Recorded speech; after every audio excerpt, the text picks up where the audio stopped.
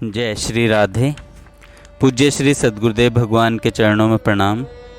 ब्रज अनुरागी ठाकुर श्री घनश्याम दास जी का जीवन चरित्र।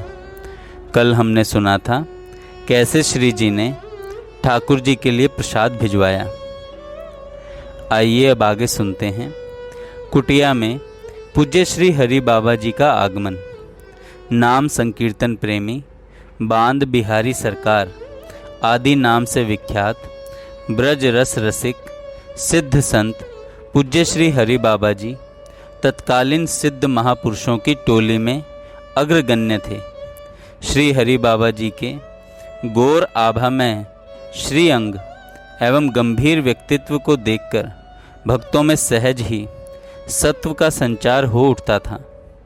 अपने नियम निष्ठा एवं नाम प्रेम के लिए ये सुविख्यात थे। रास प्रेम भी इनमें अद्भुत था। इन्होंने श्री ठाकुर घनश्याम दास जी को स्वरूपाई में अनेक बार ठाकुर स्वरूप बनते देखा था। तभी से पूज्य श्री हरि बाबा का इन पर स्नेह था। बाद में जब श्री ठाकुर जी विरक्त हो गए तब ये एक साधक के रूप में कभी कभी इनके दर्शनार्थ सत्संग में जाया करते थे। एक बार श्री ठाकुर घनश्याम दास जी ने पूज्य श्री हरि बाबा से अपनी कुटिया श्री राधा केली कुंज में पधारने का निवेदन किया। पूज्य श्री हरि बाबा ने स्वीकृति दी और अपने एक सेवक की ओर संकेत करते हुए कहा, यदि ये ले जाएंगे तो मैं आ जाऊंगा। मैं वृंदावन की गलियों से विशेष परिचित नहीं हूँ, इन्हें रास्ता समझा दीजिए। इस प्रकार 5 मिनट के लिए पूज्य श्री हरि बाबा का श्री ठाकुर जी की कुटिया में आने का कार्यक्रम बना। दूसरे दिन ठीक निर्धारित समय पर पूज्य बाबा कुटिया पधारे। कुटिया का एकांत शांत वातावरण देखकर वे अत्यंत प्रसन्न हुए। कुटिया की छत पर बैठकर श्री यमुना जी की ओर शांत भाव से देखते रहे।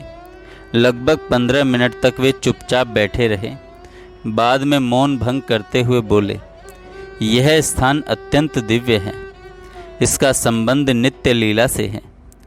यह तो 12 आदित्य टीला है। यह सामने फैली हुई वनस्थली जवाटवी वन है, जहाँ जवा कुसुम की सघन वृक्षावलियाँ थी। यहाँ तक श्री कृष्ण गोचारण हेतु ग्वाल बालों के संग आया करते थे। निकट ही वेणु कूप है। इसे श्री कृष्ण ने अपनी वेणु से प्रकट किया था। इस प्रकार लीला स्थलियों के कतिपय रहस्य को व्यक्त कर पूज्य श्री हरि बाबा जी मौन हो गए। कुछ देर बाद श्री ठाकुर जी ने उनसे स्वल्प आहार ग्रहण करने का आग्रह किया तो वे मुस्कुराते हुए बोले, क्या आपके पास भी स्वल्प आहार की व्यवस्था है? श्री ठाकुर जी ने अत्यंत विनय पूर्वक उत्तर दिया, बाबा मैं आपको कॉफ़ी पिलाना चाहता हूँ। श्री ठाकुर जी को यह पहले से ही ज्ञात था कि बाबा को कॉफ़ी प्रिय है। कॉफ़ी पीने के बाद पूज्य श्री हरि बाबा कुटिया के अंदर स्थित ठाकुर जी के साधना कक्ष में गए। सेवा पूजा में रखे हुए चित्रपटों में से एक चित्र श्री कृष्ण चैतन्य महाप्रभु जी का था। उस चित्र की ओर संकेत करते हुए उन्होंने कहा कि इनका पथ ही अपना पथ है, हमें तो इनके अनुगत ही चलना है। इस प्रकार कुटिया में लगभग आधे घंटे तक रुककर वे वापस चले गए। श्री ठाकुर जी मन ही मन अपने सौभाग्य की सराहना करने लगे कि जिनकी दिनचर्या का एक एक क्षण नियम में बंधा हुआ है, उन्होंने आज 5 मिनट के निर्धारित समय को भूलकर आधे घंटे से अधिक देर तक हमारे ऊपर कृपा वृष्टि की। इस प्रकार कुटिया में अनेक संतों का शुभ आगमन होता ही रहता था।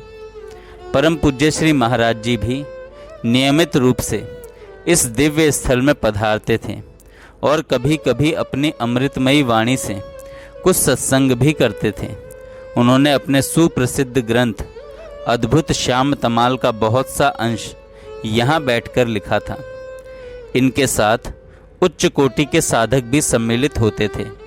पूज्य देवी जी, पूज्य मनोहर बाबा, बाबा श्री बनवारी शरण जी, पूज्या उषा बहन जी, पूज्या संतोष बहन जी आदि प्रायः ही इस स्थली पर आया करते थे। एक संत प्रेम भिक्षुक जी भी यहाँ कई दिन तक रहे थे और इस प्रवास में उन्हें कुछ अलौकिक अनुभूतियाँ भी हुई थी। दक्षिण भारत के एक संत ने भी यहाँ रहकर अपनी साधना की थी। आइए अब ठाकुर जी के चरित्र में आगे बढ़ते हैं। तन्मयता का स्वभाव।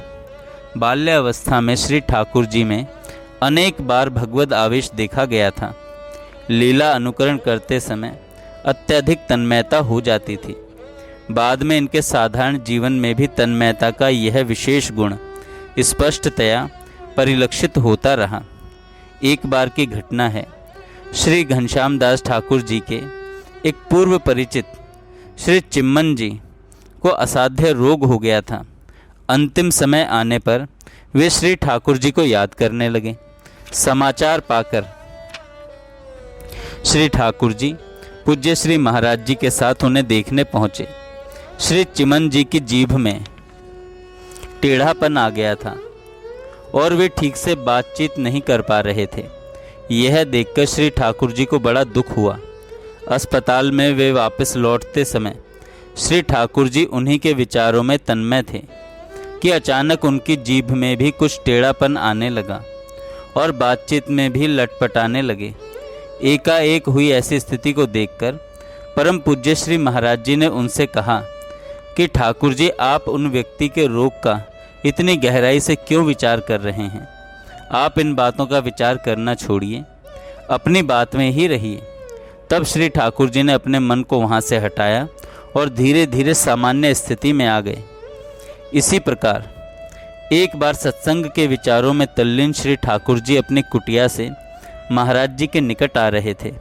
भगवद विचारों की तन्मयता इतनी अधिक थी कि मार्ग में लगा बिजली का पोल श्री ठाकुर जी को दिखाई नहीं दिया और वे उससे जा टकराए। पूज्य श्री के पास पहुंचने पर वहां उपस्थित लोगों ने उनके माथे पर रक्त की बूंदें देखी और इस संबंध में उनसे पूछा।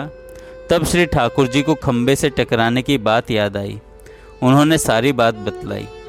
ऐसे ही एक बार पूज्य श्री महाराज जी किसी स्थान की चर्चा करते हुए यह बता रहे थे कि वहाँ पर मच्छरों का बड़ा ही प्रकोप था। झुंड के झुंड मच्छर थे। इतने अधिक मच्छर मैंने कभी नहीं देखे। सभी लोग महाराज जी की बात को ध्यानपूर्वक सुन रहे थे। इधर ठाकुर जी बातों की तन्मयता में दोनों हाथों से मच्छर उड़ाने लगे, मानो वहीं पर मच्छर उपस्थित हो गए हों। उनकी यह चेष्टा देखकर सब हंस पड़े। ऐसे अनेक प्रसंग हैं जिनमें श्री ठाकुर जी की तन्मयता के स्वभाव का परिचय मिलता है। आगे श्री ठाकुर जी के चरित्र में एक संत द्वारा दीक्षा का आग्रह है। श्री धाम वृंदावन में श्री मदन मोहन मंदिर के पार्श्व में अपनी भजन कुटिया में श्री ठाकुर जी जब भजन करते थे, उस समय उनके त्याग वैराग्य पूर्ण रहनी व भजन निष्ठा को देखकर काली देह पर रहने वाले एक प्रतिष्ठित संत श्री ठाकुर जी से बड़ा ही स्नेह करने लगे। वे प्रायः श्री ठाकुर जी की कुटिया में आ जाते थे और भगवत चर्चा करते थे। एक दिन उन्होंने श्री ठाकुर जी से कहा कि आप मुझसे दीक्षा ले लीजिए, बिना गुरु दीक्षा लिए भजन फलित नहीं होता। श्री ठाकुर जी ने इसका कोई उत्तर नहीं दिया। दूसरे दिन वे फिर आए और जब उन्होंने पुनः आग्रह किया तो श्री ठाकुर जी ने विनम्रतापूर्वक बाल्यावस्था में ही अपनी दीक्षा लेने की बात बताई और वर्तमान में पूज्य श्री बालकृष्ण दास जी महाराज के अनुगत्य में रहकर भजन कर रहे हैं, यह भी बताया। इतना सुनते ही वे संत बोले, मैं आपके पास कितने दिनों से आ रहा हूँ, आपने यह बात मुझे पहले नहीं बताई, व्यर्थ ही मेरा समय नष्ट हुआ। इतना कहकर वे चले गए, फिर दोबारा कभी नहीं आए। अच्छे साधकों पर सिद्ध भी अपनी कृपा करने के लिए लालायित रहते हैं। एक बार स्वप्न में श्री ठाकुर जी ने किसी संत के दर्शन किए। वे उन्हें दीक्षा देना चाह रहे थे। प्रातःकाल श्री ठाकुर जी ने अपने स्वप्न की बात पूज्य श्री महाराज जी को बताई। महाराज श्री तुरंत बोल उठे कि हो सकता है यह संत आपको कहीं मिल भी जाएं, किंतु आप सावधान रहिएगा, इनके चक्कर में मत आइएगा। पूज्य महाराज जी के कथन अनुसार वे संत एक दिन केशी घाट पर श्री ठाकुर जी को टहलते हुए दिखाई दिए। श्री ठाकुर जी को पूज्य श्री महाराज जी की बात याद आ गई। श्री ठाकुर जी ने तुरंत अपना रास्ता बदल दिया, परंतु वे संत कुछ और आगे बढ़ते हुए इनके निकट आए और बोले, आपके गुरुजी से मैं मिलना चाहता हूँ, वे कोई विशेष व्यक्ति हैं। श्री ठाकुर जी ने उन्हें दूर से ही प्रणाम किया और आगे बढ़ गए। आगे इनके चरित्र में आता है नाम स्मरण की आवश्यकता। एक बार श्री महाराज जी की हस्तलिखित किसी लीला अनुभूति को पढ़कर श्री ठाकुर जी का मन उस लीला प्रसंग में अत्यधिक तन्मय हो गया। वे आनंद के अतिरेक में पूज्य श्री महाराज जी से कह बैठे कि पूज्य श्री आपके द्वारा लिखित एक लीला पढ़ लेने मात्र से ही कई दिनों तक उसकी मस्ती छाई रहती है, तब नाम जप करने की आवश्यकता ही अनुभव नहीं होती। इस पर पूज्य श्री महाराज जी ने संकेत किया कि कभी कभी मन में सात्विकता बढ़ने से एवं महापुरुषों की निकटता के प्रभाव से लीला स्फूर्ति होती है। यह अच्छी बात है, पर इसमें अपनी विशेषता ही क्या हुई। हमें इतने से ही तृप्त होकर नहीं रहना है और आगे बढ़ना है। नाम स्मरण नहीं छोड़ना है। नाम जप से ही निज स्वरूप की स्थायी अनुभूति होती है। नाम जप से ही निज स्वरूप की स्थायी अनुभूति होती है। अपने भजनानंद को भी बाहर किसी के सामने अभिव्यक्त नहीं होने देना चाहिए। लीला स्मरण व भजन काल में श्री ठाकुर जी के नेत्रों के समक्ष श्री कृष्ण की अपूर्व रूप राशि का स्फुरण होता था, जिससे उनका हृदय आह्लाद से भर उठता। हृदयगत भाव अभिव्यक्त होने के लिए शब्द ढूंढते, फलस्वरूप धारावाही रूप से कवित्व स्फुरित होने लगे। रचनाओं का लेखन शुरू हो गया। पूज्य श्री को इसका आभास हुआ तो उन्होंने श्री ठाकुर जी को संकेत करते हुए कहा कि ये सब मार्ग की चीज़ें हैं, हमें इनमें नहीं अटकना है। भजन के प्रभाव से ये सब चीज़ें विकसित होती हैं, इनमें अटकने से लक्ष्य प्राप्ति में विलंब हो सकता है। पूज्य श्री का संकेत पाते ही श्री ठाकुर जी ने इस कार्य को वहीं विराम दे दिया। श्री ठाकुर जी प्रतिवर्ष ऋषिकेश जाया करते थे। वहाँ पूज्य श्री सेठ जयदयाल गोयंदका जी के द्वारा डाली परंपरा के अनुसार ग्रीष्मकालीन सत्संग सत्र का आयोजन होता था, जिसमें पूज्य श्री भाई जी, पूज्य श्री राधा बाबा, पूज्य स्वामी श्री रामसुखदास जी महाराज, पूज्य स्वामी शरणानंद जी महाराज आदि महानुभाव उपस्थित होते थे। इस अवसर का लाभ लेने श्री ठाकुर जी वहाँ जाते थे। पूज्य भाई जी का कक्ष ऊपर था। कक्ष से लगे जीने की एक छोटी कोठरी में श्री ठाकुर जी अपना आसन लगा लेते थे। इस कोठरी में श्री ठाकुर जी का भजन बहुत अच्छा बनता था। यह इन्हें इतनी प्रिय लगी कि वृंदावन की अपनी कुटिया राधा केली कुंज में भी वैसी ही एक जगह बनवाई, और तो और अपने स्थायी निवास स्थान वेणु विनोद कुंज में भी आजीवन जीने के नीचे बनी ऐसी ही एक कोठरी में रहकर भजन किया। जय श्री राधे।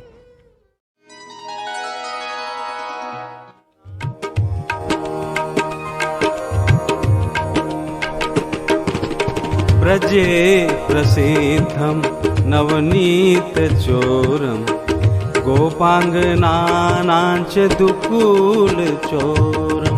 ब्रजे प्रसिद्धं नवनीत चोरं गोपांगनानांच दुकूल चोरं। अनेक जन्मार्जित पाप चोरं चोराग्रगण्यं पुरुषं नमामि। अनेक जन्मार्जित पाप चोरं चोराग्रगण्यं पुरुषं नमामि। ब्रजे प्रसिद्धं नवनीत चोरं गोपांगनानां च दुकूल चोरं।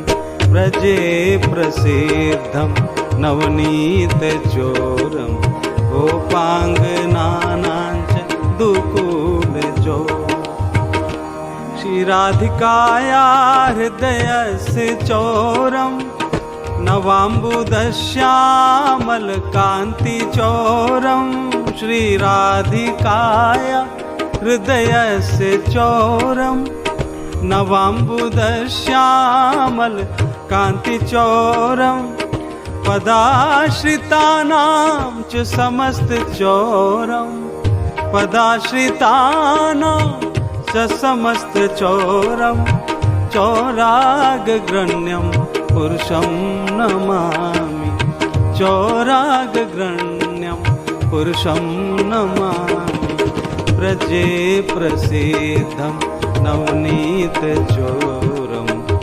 गोपाङ्गनानाञ्च दुकूलचोरम् व्रजे प्रसिद्धं नवनीतचोरं गोपाङ्गनानां च दुकूलचोरम्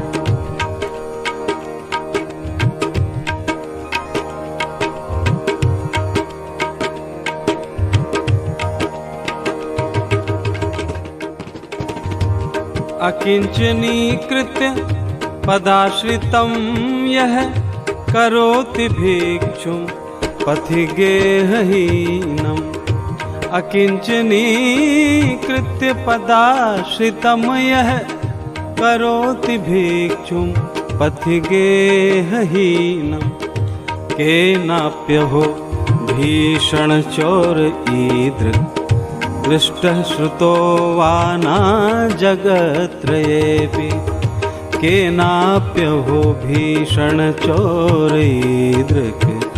दृष्टः श्रुतो वा न जगत्त्रयेऽपि व्रजे प्रसिद्धं नवनीतचोरं गोपाङ्गनानां च दुकूलचोरं व्रजे प्रसिद्धं नवनीतचोरं गोपाङ्गनानां च दुकूलचोरम्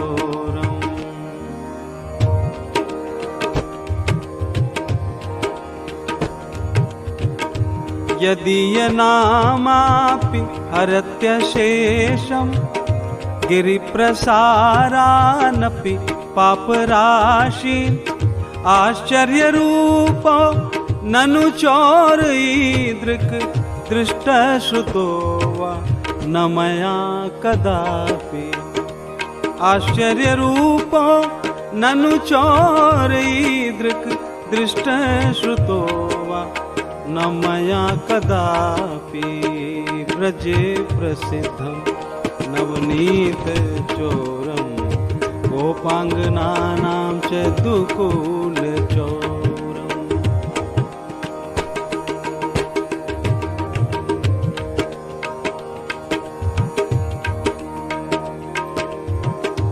धनं च मानं च तथेन्द्रियाणि प्राणांश्च हृत्वा मम सर्वमेव पलायसे पुत्रधृतोऽद्य चोर त्वं भक्तिदाम्नासि मया निरुद्धः त्वं भक्तिदाम्नासि मया निरुद्धः व्रजे प्रसिद्धं नवनीतचोरं गोपाङ्गनानां च दुकूलचोरं व्रजे प्रसिद्धं नवनीतचोरं गोपाङ्गनानां च दुकूलचोरम् छिन्नत्सि घोरं यमपाशबन्धं भिन्नत्सि भीमं भवपाशबन्धं छिन्नत्सि सर्वस्य समस्तबन्धं नैवात्मनो भक्तकृतं तु बन्धं नैवात्मनो भक्तकृतं तु बन्धं मन मानसे तामस राशि घोरे कारागृहे दुःखमये निबद्धः लभस्व हे चौर हरे चिराय स्वचौर्य दोषो चित्तमेव दण्डं लभस्व हे चौर हरे चिराय स्वचौर्य दोषो चित्तमेव दण्डम्।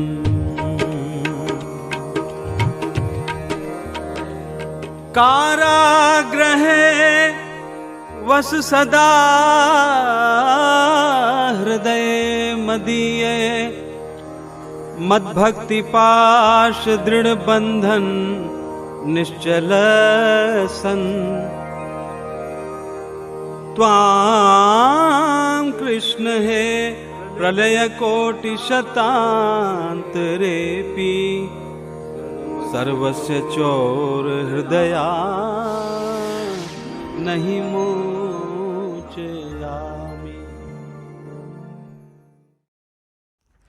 जय श्री राधे। पूज्य श्री